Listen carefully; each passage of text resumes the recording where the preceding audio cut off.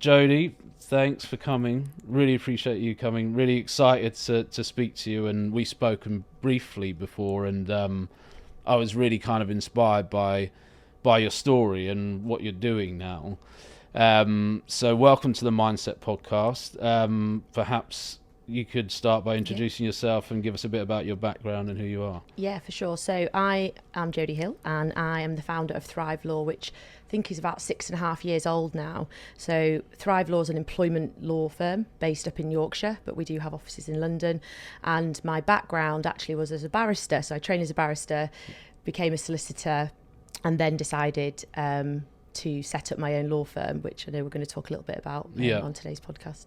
Nice. And the when we go back to when you trained to be a barrister, did you at university, did you study law and then go on and do the bar vocational course? Yes. Or how did all that sort of So that's the route I took. So I took the very traditional route, which was university, go to bar school, get called to the bar, do your dinners down in London, do all of the Inns of Court stuff.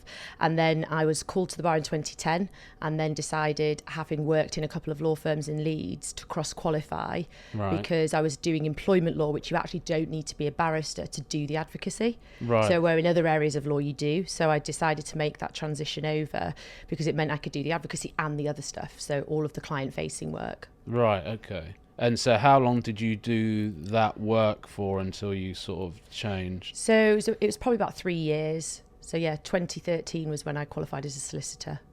And during that period of time, you know, when I reflect back on what life was like at university, what life was like going into university, and then certainly after university, I found a lot of that quite confusing for me in terms of trying to figure out what do I want to do, and also, you know, what's going to be enjoyable for me that isn't just I'm turning up to work to get paid, and it's a real hard balance.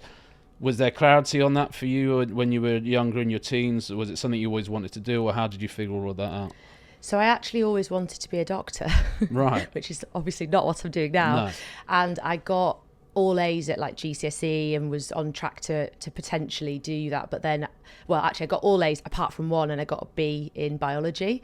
And I'd said to myself, Blasphemy. if I did, I know, well, I was like, you have to get decent grades in your sciences to be a doctor. Right. So I ended up doing some work experience in a law firm and decided I wanted to go into law. So I was probably about 15, 16 at the time. Right. And got into my head I definitely wanted to be a barrister. That was the route I went straight down. And I don't know anybody in law. I'd never been to a barrister's chambers. I have no idea why I went down that route. But it was more of kind of, I suppose, from my perspective, going into a profession where I could help people and give a voice to those people who are more vulnerable, which is probably why I went into the discrimination, employment law kind of space. Interesting, yeah. And where do you think that stemmed from, that kind of wanting to stand up for people that otherwise wouldn't have someone? I think it actually comes from my neurodivergence, actually. Right. Because of the sense of that sense of injustice that often neurodivergent people will feel quite intensely. Yeah. I didn't know that at the time because I'm only recently diagnosed, but you do see quite a strong pattern with the sense of injustice and the want to help people because of the level of empathy that you have.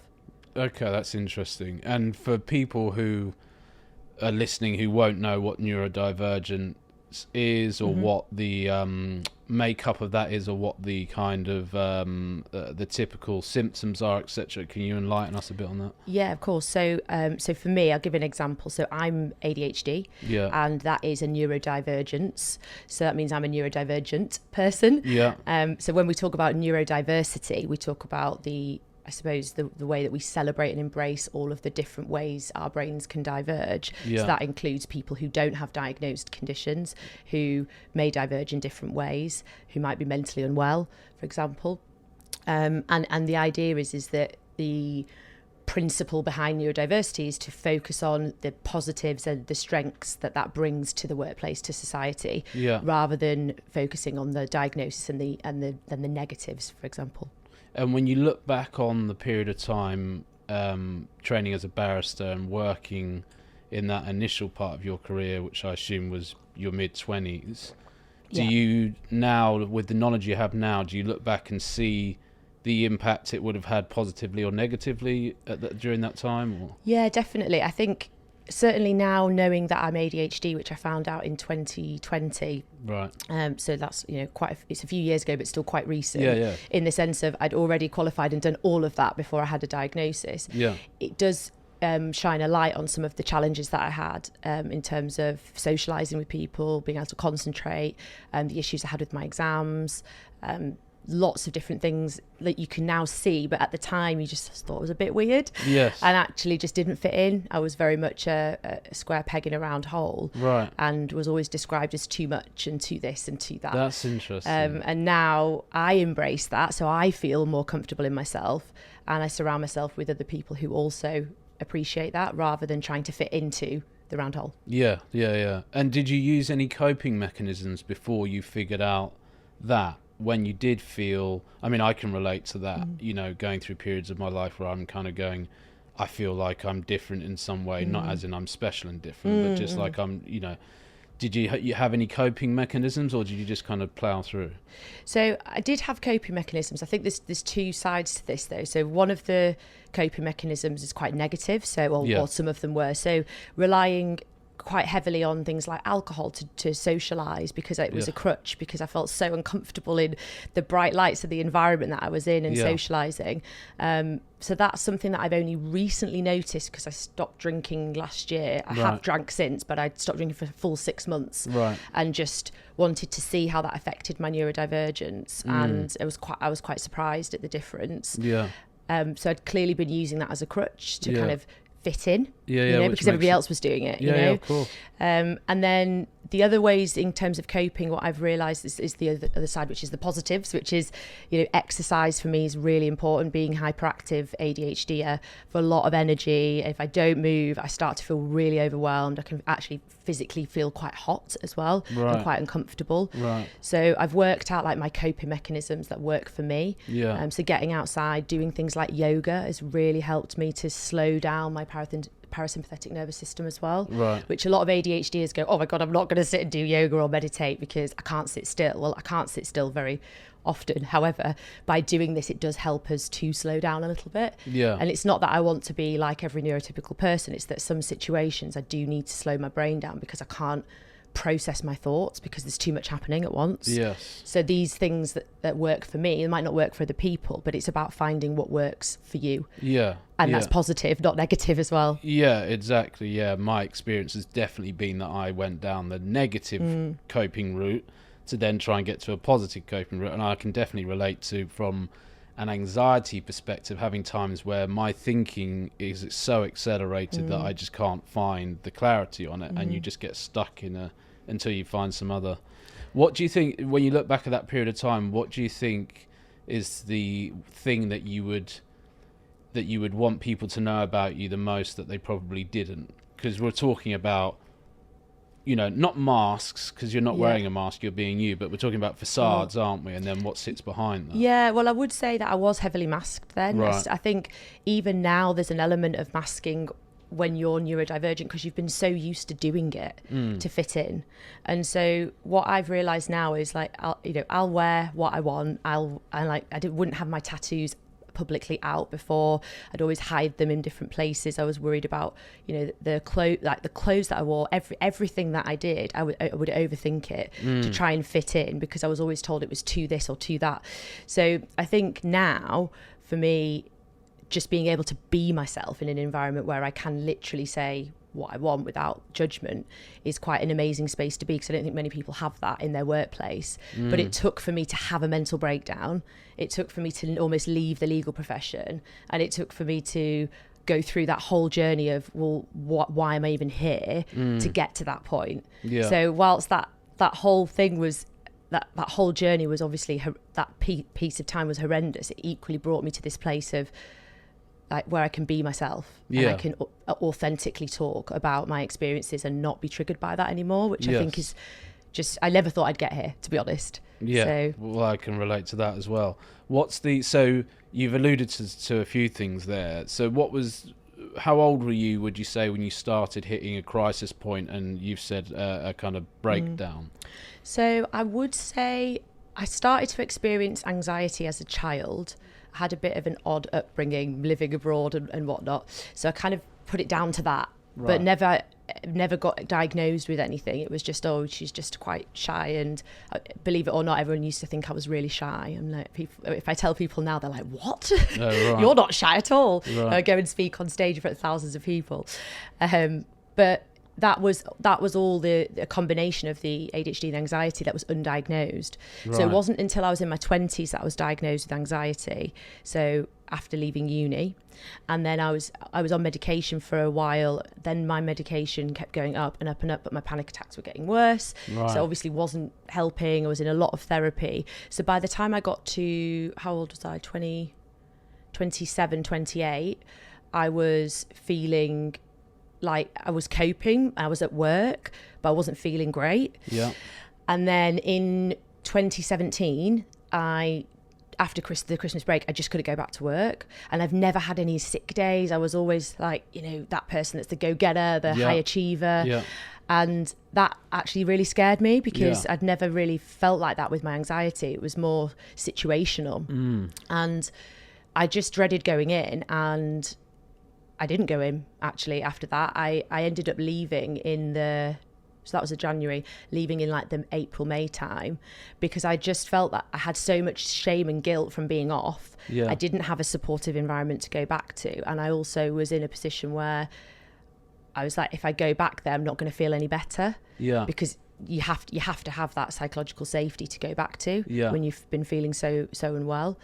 So I took the really difficult decision to leave, and I ended up being in a place where I was like, well, I've got bills to pay, and I've just left my job, and my whole life I wanted to be a lawyer, and I was genuinely questioning whether I actually didn't do that at all. I questioned my own life. I was suicidal. It was a really difficult time, and I managed to bring it back through the help of a lot of therapy, medication, and actually leaving the environment, because taking that away was actually helpful. Even though initially I was a bit stressed about financials, what I realised was actually the only thing I knew how to do was to be a lawyer. So I went and worked as a consultant for a couple of firms. But what that meant was I could dictate the hours I worked, the clients I worked with, the environment I worked in. And I quite quickly got my sense of purpose back. It was actually because a lot of my old clients messaged me and they were like, where have you gone? We want to come to you. Right. And they didn't replace me in the role, so they had nowhere to go. And that started to rebuild my confidence. Yeah. But it did take quite a while. I mean, there was the 4 months that I was actually off not working, obviously off sick. And then there was a period of time where I did a little bit of work. I would say then in the summer I started to do more. And as I started to get my momentum back, I realised actually I'm a really good lawyer. Right. And actually this was all the mental ill health that was telling me that I shouldn't be here and that it's not the right thing to do. So I then applied for some jobs. I was like, well, I've now got a full caseload and I can't do all the admin side, which, note to self, that was the ADHD. Right. But I didn't know that at the time, and I was getting really overwhelmed with like doing bundles and all of the paperwork and all of that stuff. Yeah. So I applied to some firms, and obviously they all want to give me a job because I've got a caseload of people to bring with. Yeah. And there's something stopping me. I was like, I just can't go and work for another law firm. That's interesting. And I think deep down I just knew that my mental health was more important, and I knew I didn't want to go back there. And what was the barrier to you going back to the initial job or going back to another law firm, do you think, from your experience? Was it simply that you felt like you weren't going to be understood? Or I think it's partly that, but also the lack of psychological safety and the fact that you've got practices that just don't align with mental health being positive, such as billable hours, and the requirement the requirement to work in such a toxic environment that I don't see how that's conducive to positive mental health. When someone has had a breakdown, they're put into the same environment as everybody else. Yeah. So I mean, I'm sure that, and I absolutely know there are law firms that do have those kinds of cultures, but we're talking 7 years ago, and only since COVID, I think a lot of the firms have stepped up. Started to change. Yeah. So when I was in that position, I was like, well, I actually have nothing to lose. I just left my job. I nearly died, and actually I nearly lost everything. Yeah. So what have I got to lose? I've got a load of clients. Let's just set up a law firm. So I was 29 and thought it was a good idea to set up a law firm, which is actually really young to do that. Yeah. But I just thought, well, look, what have I got to lose? You know, I've hit rock bottom. It can't get much worse than that. If it doesn't go well, I can go join a firm because I've still got the clients, you know. You've got that as a plan B. Yeah. And what so I did. Yeah, which is obviously really impressive and admirable. What was the start of, and I always ask this question because I'm always intrigued, what was the start of that resurgence? Because when you're in that low, when you're at that rock bottom and you are, you know, and it's so multi-layered because of course your head's saying, well, I was a crap lawyer anyway and you should never have been a lawyer, and actually I've made all the wrong decisions, so actually why am I even here, and blah, blah, whatever it is. Did you have a moment or a person or anything that happened where you went, do you know what, no, I'm going to move forward, you know? So I actually had one of my clients who was one of my oldest clients that I'd got even before I'd qualified, came and found me, and they were working with me on something, and they came to me about an individual that they'd helped, and they said, the Olders, before you were our lawyer, we would have just performance managed this person out or disciplined them for how they behaved. But we didn't. We stopped and we listened, and we realised this guy was struggling with their mental health, and we realised that through the training and the education that you told us, we were able to help him. But most lawyers would have responded as, here's the facts, here's the answer, it's black and white, just go. And the way that they described that and played it back to me, I was like, I need to do something different, because a lot of law firms, they do just expect you to advise based on the facts before you, rather than asking necessarily more questions or understanding the wider people piece when you're in an employment law situation. And I was like, I remember being a trainee and being told, you know, by clients, you know, you need to tell me how to sack this person because they're pregnant or because they've got mental ill health. And I just thought, I don't want to be in an environment where I have to do that again. Right. And the way that this client had articulated it to me, it made me feel really proud, actually. And I was like, actually, I taught them that. Yeah. And they've actually saved somebody from, you know, they had suicidal ideation. Right. And they didn't know that until they spoke to them. Yeah. And they actually saved that person, and they're now still there. Yeah. So and they're back at work. So it comes from, it's interesting, isn't it? Because it comes from, you lose your sense of purpose. Yeah, I lost it completely, and then I regained it. Yeah, and you lose your sense of purpose, and you lose your sense of self-belief and worth, and then that comes back through connection, from my experience, and someone unknowingly probably empowering you in a way of saying, actually, this is your worth because this is what you add value to. Yeah, exactly. Yeah, and actually knowing that, because I suppose, as you say, you doubt yourself so much, and you've got all of these conflicting thoughts. And when you've got that much negativity and those types of thoughts, it can be really hard to see through it. Yeah. So having people around you who do see your worth is really important. Yes, yeah. And that they're repeating that to you, and they're telling you, actually, I can't believe how much you've helped us. It reinforces the original purpose, which was, to help people, which is that was the evidence of that. So in typical lawyer fashion, I found the evidence of what my actual purpose was. Yeah. And then you get the community. How are you with, have you had mentor figures in your life? Have you had people that help guide you, or has it all been through kind of your own findings? So I did have a coach. So I paid for a coach when I first set up, because to be honest, I had no idea what I was doing when I went to set a law firm up. Kind of ran before I could walk, and then got some support with that, which was really helpful, because it was having someone else to talk to. If you set up a business on your own, it's very lonely. You don't have anyone to bounce off. So that was really, really helpful, especially if in the first, I'd probably say the first 3 years, I'd regularly see her. And then I got into some mentoring with someone who wasn't in the legal sector, who she just really helped me out in so many different ways, and ended up helping me create an advisory board within the organisation, so that I could continue to grow and get other experts to help me. But that was really insightful, because often when you set up in a particular industry, you work with people in the same industry, so getting her insight from a non-legal perspective really important. was just amazing, because I didn't want to have a law firm that was like another law firm.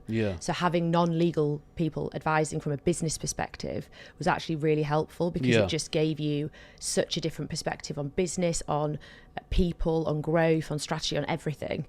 And it was good to have someone that I could just pick the phone up to. For sure, yeah, definitely. I mean, it's the one thing I've learned is having, someone I can speak to, mentor figures, someone I can bounce stuff off is really important, and the whole thing of being, you know, remaining teachable and always seeking new perspectives, because, you know, I think the minute we all think we've got it sussed out, we're in a pretty dangerous place. Exactly. So it's like, so when you look back on that whole period, you've alluded to the sense of failure and the sense of disappointment in yourself almost. What's your relationship with failure now, for want of a better phrase? How do you see it now? God, I don't really think about it that much, clearly. I'm very curious. Yeah. And I think because I've been through something that perhaps didn't think I'd get through, Yep.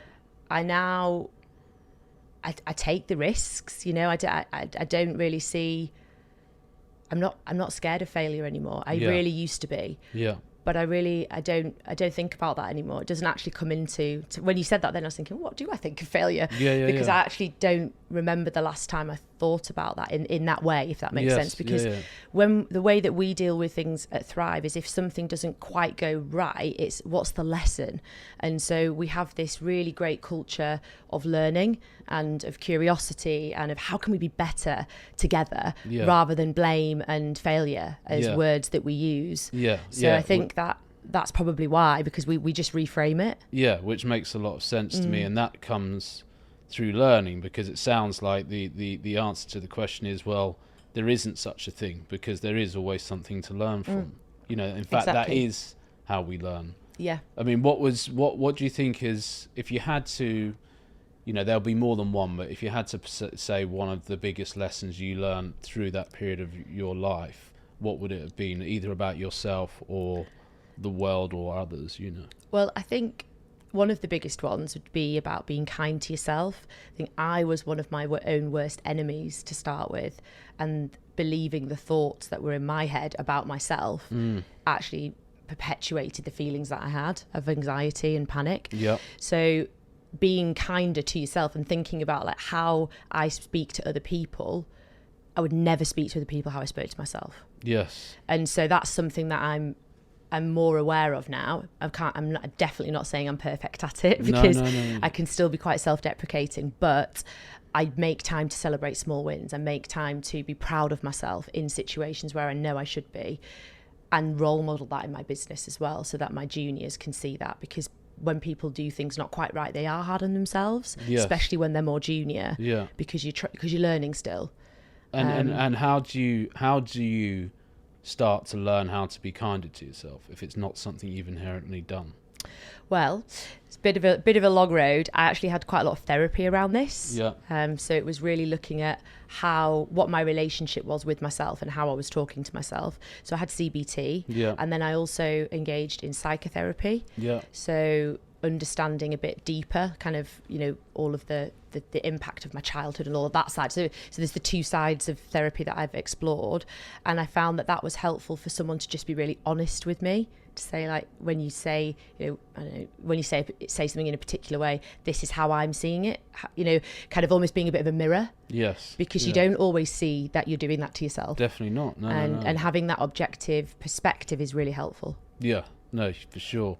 So, and you've talked a little bit about Thrive and the business model, and it's always interesting to me, and maybe this is just because this is my view of life, but what you're describing there sounds like a really healthy business model, and I always think there are certain attributes or principles or traits that we can all apply within our businesses, and of course there are many personalities in a business, but we can apply those principles and it's just efficient for business, not only just helpful and good for people, you know. And it amazes me that there's, you know, a lot of businesses out there that take some convincing, but that's a whole other thing. So in terms of how you model your personal day-to-day life now to manage whatever you've got going on, including your ADHD, and then how you've modeled your business, can you tell us a bit about that? Yeah, for sure. So I'll talk about the business first. So the business was quite selfishly set up by me for me to start with. So it was very much about how can I create an environment where I feel safe and attract clients who share those values and are not going to make me work until 3 a.m. because that's how they work. Yeah. But also staff that want to work in an environment that is conducive to positive mental health and psychological safety. So underpinning all of our values and processes with that principle was the starting point. That was the foundation. And can I quickly ask you on the foundation, was there any fear, and I'm only asking this because this is what I would fear, was there any fear that that would limit your revenue stream because of the amount of clients that, because it's a very, bold is probably the wrong word, but it's a very specific. Do you know what? There was no fear around it because it wasn't something, there's so many clients out there, and there's so many businesses who do want to work in this way. So obviously back then there was probably less, but equally I was on my own, so I could only do so much on my own to start with, and I already had a full client base, so you were I was in a good place, you know. So I don't think that was one of my concerns to start with. And then what we started to do as the business grew is looking at, well, who is our ideal customer? Because it's not you know, professional services, you know, particular industries. It's not, yes, we work with all those industries, but what is it about those people that we connect with, and why do they like our brand so much? And we determined that it was progressive leaders. So it was leaders who had progressive values. So it wasn't necessarily that the owner was that person. It might have been the HR person. It could be the owner and not the so it's this trait that we identified, and then connecting with those types of people, with whether that's within the organisations or the founders themselves and the CEOs, to help us continue to build those relationships. So now we've got about 20 people across the UK and deliver services internationally from a training perspective, so the training and strategy. And then obviously as solicitors, we're only England and Wales, but the team is growing all the time, and that's because we're able to not just work with them on the legal services, but we can offer support on how to improve their culture, look at training, psychological safety. So the services are built around the values that I originally made built the whole company from. But actually services have come out of that. But I never planned for that at the beginning. No. What I'd planned to do was I did plan to do some training, which was around education to prevent things like discrimination happening. So looking at it in a preventative manner. And also, obviously, my interest in neurodiversity and mental health, because of my own lived experience, very much came to the forefront in terms of that type of training and lived experience speaking and that kind of thing. But it was very much about making a culture and creating a culture that when I wasn't in the room, people said the same thing, you know, and lived and breathed that. So it felt like they were dedealing with Thrive, doesn't matter who they were speaking to. Which is gold dust, isn't it? Let's be honest. And it's just amazing that people say this to me, and we've got a 5-star rating, never had any claims against us or anything like this, because the service is good. And that's hard to do in a law firm. I'd say any services firm, that's hard to do. So is it 20 lawyers you've got? Or a mixture of lawyers, and we've got like marketing person and things like that. So and what do you think the kind of lesson behind that is? And when I say that, I mean the concept of you setting up the firm based on a set of really strong principles, and then how that's converted from a business perspective. Well, interestingly, I get approached by a lot of the big firms now they've asked me to help them with their stuff, which I just never thought would be the case. You know, looking at international organisations saying, can you help us? Especially law firms, because they're obviously really established. They've been going for many, many years. They've got thousands and thousands of staff. They've got a head of ED&I and wellbeing and all of these things, and they're saying, but how did you do it? So that's really interesting work, because that's obviously different to setting up a new culture. It's changing a culture. So that's really interesting work that we get to do. And obviously being a lawyer and having my own law firm, I've got that additional insight compared to, say, I don't know, like a trainer or a coach or something. So that's been a really amazing way to get work. It's like actually speaking to the legal community about what we're doing and why it works. You know, it works. We've doubled the size of our business every year. And what do you, from what I'm hearing, and what my general opinion and belief is, part of the reason why that may have worked is you're leading with authenticity, which creates trust. You've got a robust set of principles and values, which is a structure and a direction. and then you've also got buy-in and a belief. So you've got a group of skilled individuals who are all working off the same page. Yeah. And I personally think, just like if someone was trying to sell you a pen and they genuinely, passionately believed in the pen, there's a part of you that goes, I kind of want to buy the pen. Yeah, because they really love it. Yeah, because it's them, and I can tell they love Yeah. it. So do you think that's what it is that's Yeah. gone from the, I did this for all my selfish reasons, to now we're... Yeah, definitely. And I think as well, the other side of that, so you've got the staff say this and that they're aligned with it, but when the clients recommend you and they say that to other people, and that ripple effect when people have heard of you, when you're like, well, how have you heard of us? You're not from the Leeds, because I think sometimes when I'm outside of Leeds, I just assume no one knows who we are, and actually quite a lot of people do, especially in the legal sector. It's quite interesting to see how those, because it's a unique story in our sector, and we've been doing a lot of work with our regulator around these issues and on changing the law as well. There's a lot of I suppose there's a lot of conversations around people want to do this, but they don't know where to start. And so being able to help those organisations is like, it's amazing work that I get to do. I feel really lucky. Yeah. And then in terms of how I'm personally quite intrigued how you structure your day and how we've this is going to make you laugh. We've spoken, we've exchanged emails, and and again, this almost stems from my own selfish interest into it, because I get fears around, well, if I'm not available for people, and if I'm not responding to people, and if I'm not doing X, Y, and Z, then I'm not creating the relationship, and I'm not driving the client journey forward, all of that stuff. From what I've experienced in exchanging emails with yourself and talking to you, your business model is set up in a way that better serves you from a mental health perspective. Yeah. What does that look like practically? And did you have any fears about structuring it in that way, or was it okay for you? Okay, I'd say in all honesty, it is a bit chaotic at times, because when you're ADHD, things are a bit chaotic. And I'll give you an example from this morning. So obviously I've come from Leeds today to do the podcast, and my EA is amazing. By the way, I have a full-time EA to help me now, which is really helpful, because I missed a lot of things beforehand, because my executive functioning issues mean that I don't process information and retain it in the same way that most people do. So you'd forget to go back on emails and stuff? Yeah, or if it's not in my emails, then I'd be like, forget it's even happened, or I think I've replied because I replied in my head. Right, that's interesting. Or, like what I did this morning, is yesterday I read my diary and even said to somebody, I'll see you at that client in the morning. It was near my house, so I was like, I'll meet you there, and then I'm going to the office, then I'm going to London.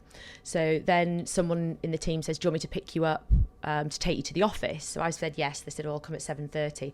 Nothing in my brain clocked that I actually had to be somewhere else in Leeds, even though I just had that conversation only the night before. Right. And I ended up going to the office this morning. I was sat in the office drafting a witness statement early, like 7:30, 8 o'clock.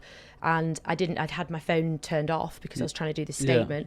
And my EA came in at 9 and she said, you're supposed to be with that client in their office now. And I was like, what? Oh my God. And genuinely, until she said that, I actually completely it had gone out of my mind. Right. And she had sat with me every Friday. She always goes for the following week and says, right, you've got these things. Do you know how you're getting there? Do you know what you're doing? Yeah. And it had completely slipped my mind. So I still get slip-ups, but that's quite rare that happens, because I think I was having to be in 3 places. So obviously I'd come to that client, to the office, to here, then somewhere else. But I was so focused on making sure I had everything for London, I forgot that I had the meeting. So I did go see them. Luckily, they're one of my oldest clients, and they were just laughing. So they were like, don't worry about it. Yeah. But I was absolutely devastated. And I felt really embarrassed, you know? Yeah.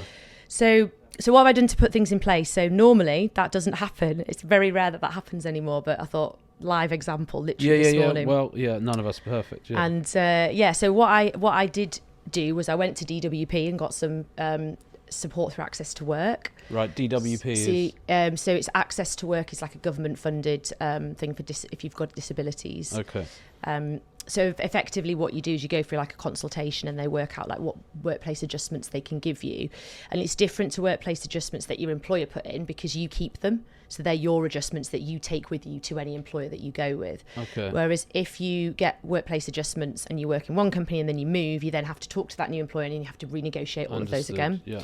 So it's helpful to have both, because sometimes DWP are not going to give you everything that you need, like changing your hours, for example. That might be your workplace. But I went through that process. I didn't realise you could do that when you were self-employed. I thought it was just for employees. Right. So I got a few things for my office and things like headphones, like noise cancelling headphones, which help me with focus. Things like a standable desk, a rising desk, which I actually said to the guy, why would I need that? I don't have a back problem.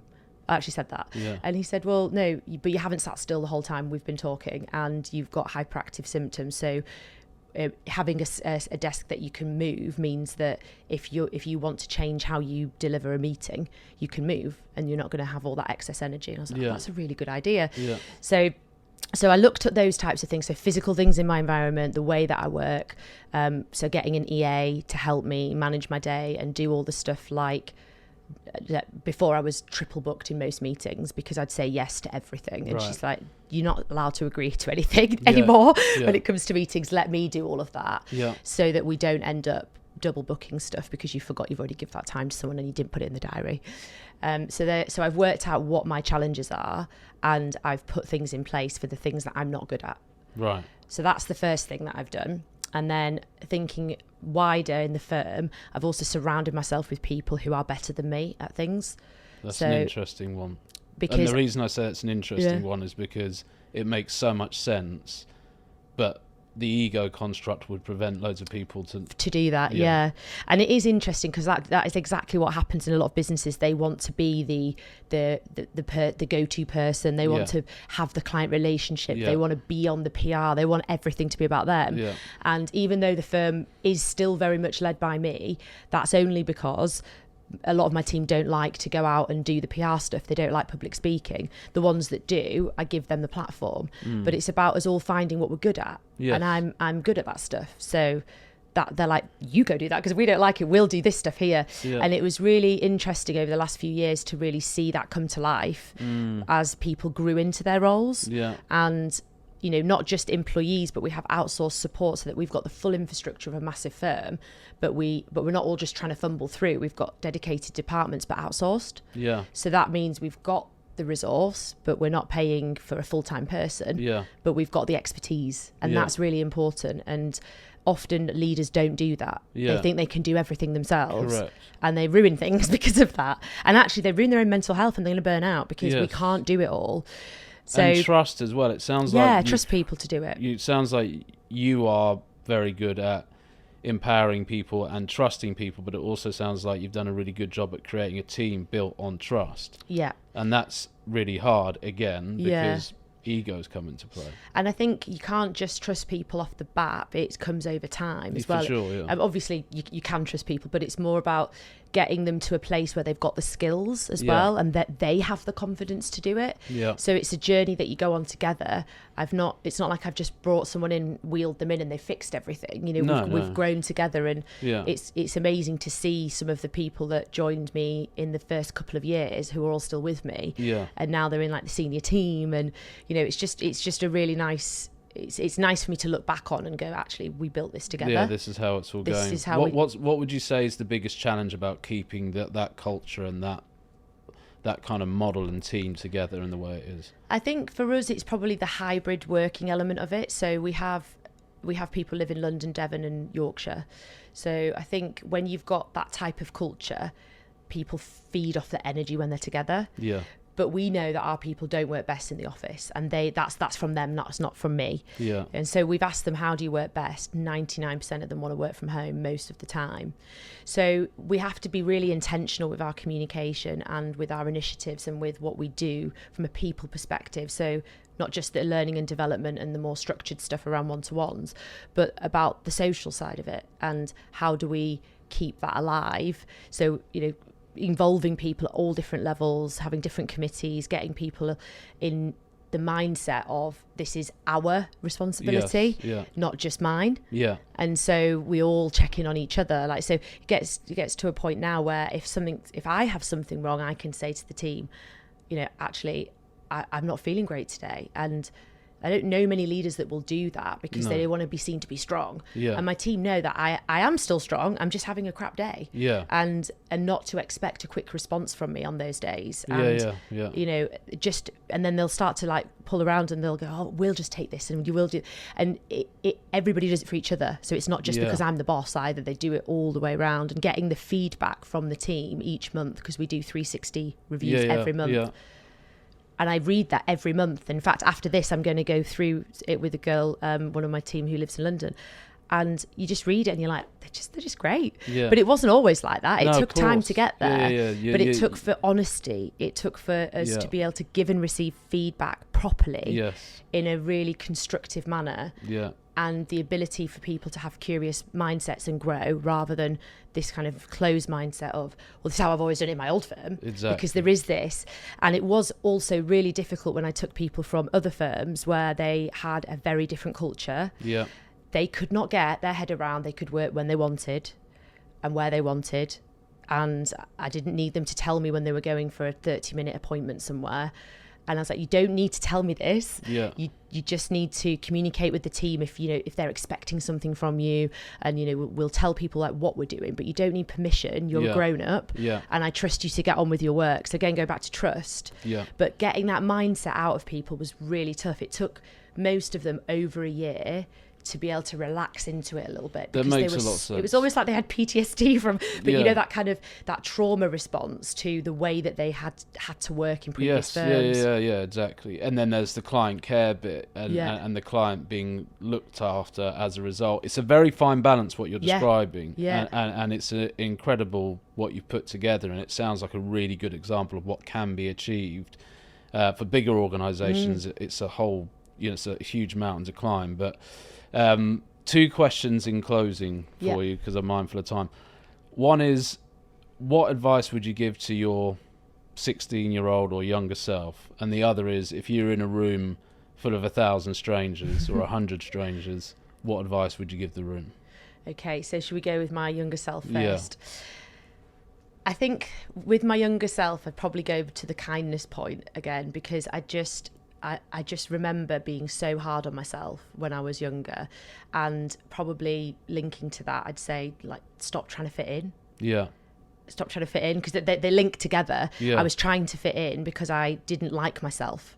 I didn't like how I was around people because I wasn't the same as everybody else. Yeah. So that whole kindness piece to your younger self, I feel like it sounds so easy, but it's so hard. It's really hard. It's really hard. I don't know. Full disclosure, no idea how to be kind to myself. Still trying to figure that out. You know, and on my own worst enemy. It's given me drive to achieve and excel to an extent, but it's also crippled me at times. Yeah. So it's a whole thing, figuring that out. And not feeling guilty when you are kind to yourself and you take that time for you. Exactly. And I have examples of this recently where I took myself to the spa because we have wellbeing days. So I posted about it publicly to say, I'm off today, I'm not going to reply to anything.